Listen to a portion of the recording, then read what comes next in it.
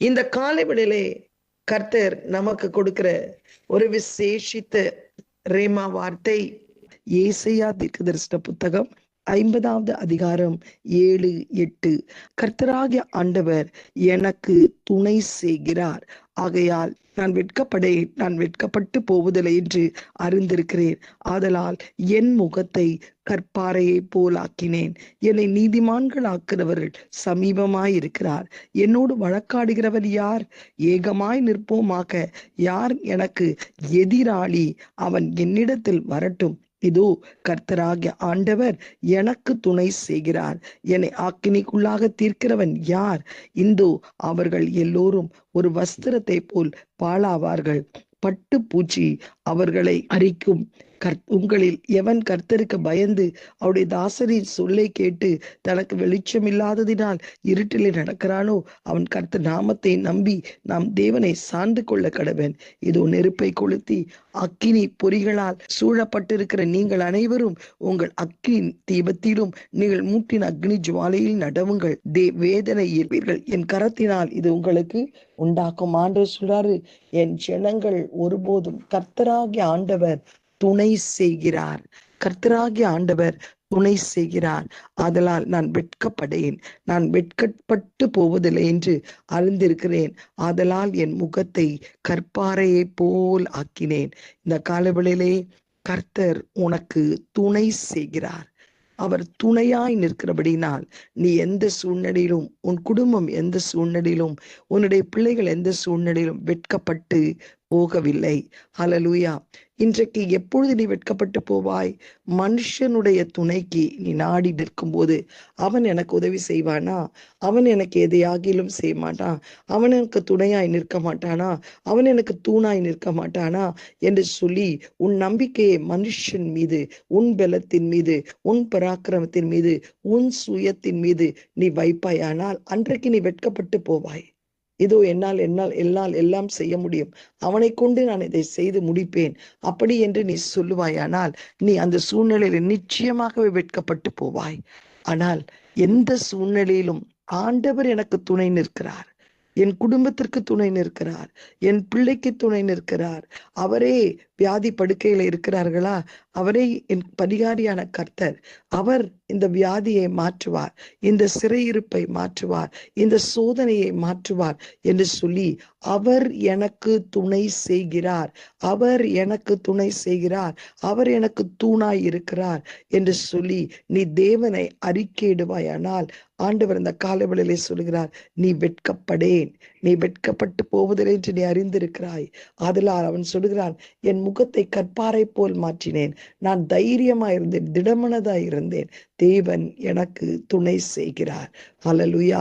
இந்த காலவெளியில எல்லாரும் சொல்வீங்களா, ஆண்டவரே நீர் எனக்கு துணையாய் நிற்கிறபடினால், என் குடும்பத்துக்கு துணையாய் இருக்கிறபடினால், என் பிள்ளைகளுடைய வாழ்க்கையில துணையாய் இருக்கிறபடினால், நாங்கள் எங்கள் பிள்ளைகள் நிமித்தமோ என் குடும்ப சூழ்நிலை நிமித்தமோ ஆண்டவரே சத்துரு எங்களை ஆண்டவரே கோதுமையை சுலகிலை புடமிடுவது போல் புடமிடுகிற சூழ்நிலையிலோ, ஆண்டவரே அப்பா குறைச்சல் மத்தியிலே நாங்கள் கடந்து போகிற சூழ்நிலையிலோ நாங்கள் எந்த விதத்திலும் வெட்கப்பட்டு போவதில்லை. அப்பா நீர் எங்களுக்கு துணையாயிருக்கிறீர், நீர் எங்களுக்கு கேடகமாயிருக்கிறீர், நீர் எங்களுக்கு மகாபலனாயிருக்கிறீர் சுவாமி என்று நீங்கள் சொல்லும் போது எந்த சூழ்நிலையில நீ இன்னைக்கு தள்ளப்பட்டிருந்தாலும் தேவன் உனக்கு துணை செய்கிறார், அவர் உனக்கு துணையாய் இருக்கிறார், சூழ்நிலைகளை மாற்றுவார். இந்த இடத்துல கூட ஆதியாகமம் 49ஆம் அதிகாரத்து 25ஆம் வசனத்தை வாசிக்கும் போது கர்த்தருக்கு ஸ்தோத்திரம், யாக்கோபு தன்னுடைய பிள்ளைகளை ஆசீர்வதிக்கிறதை நாம் பார்க்கிறோம்.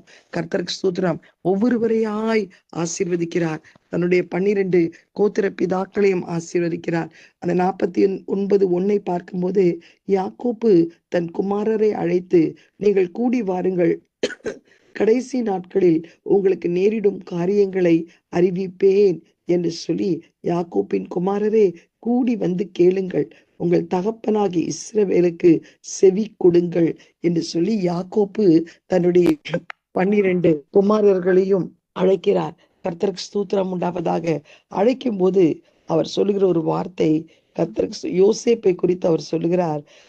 ஆதியாம் 49:22 யோசேப்பு ராக்கேலுக்கு பிறந்த மூத்த குமாரன்.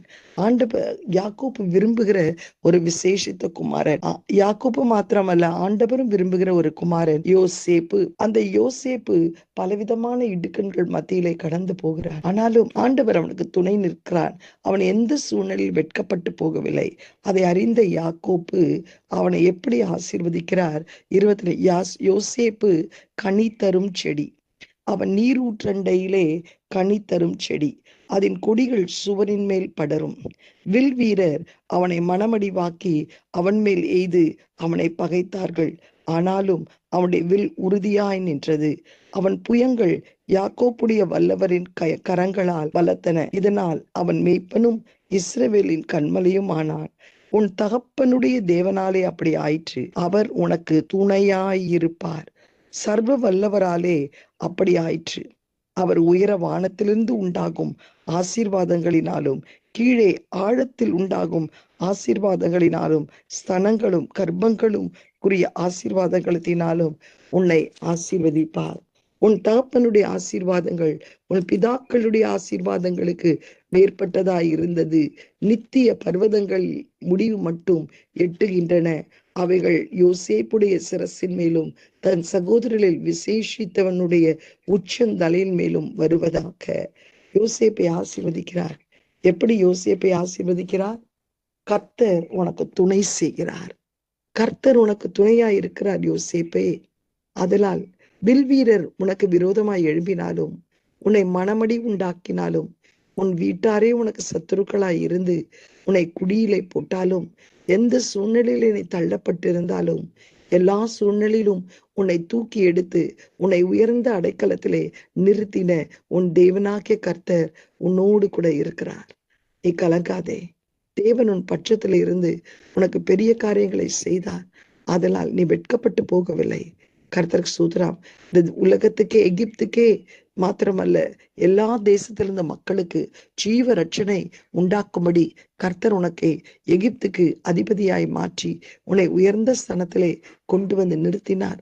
உன் சத்துருக்களுக்கு மத்தியிலே உனக்கு ஒரு பந்தியை ஆயத்தப்படுத்தினார்.